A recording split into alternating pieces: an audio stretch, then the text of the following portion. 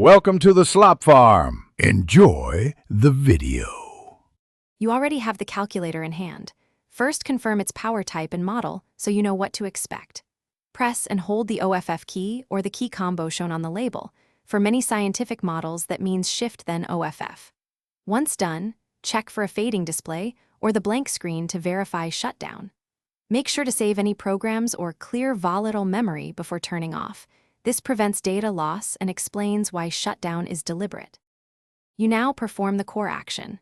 Press and hold the OFF control for 1 second or press the 2-key sequence indicated by your model. For a slide switch, move it firmly to the OFF mark and confirm the screen goes dark. If the calculator is solar assisted, cover the panel to ensure the battery will sustain an off state.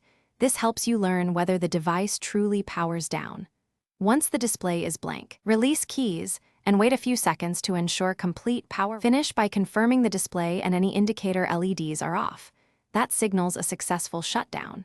If you need to fully disable a device for storage, remove the coin cell only after checking the manual. You do this to avoid slow drain.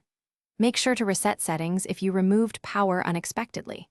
If the calculator stays on, try a soft reset or replace weak batteries.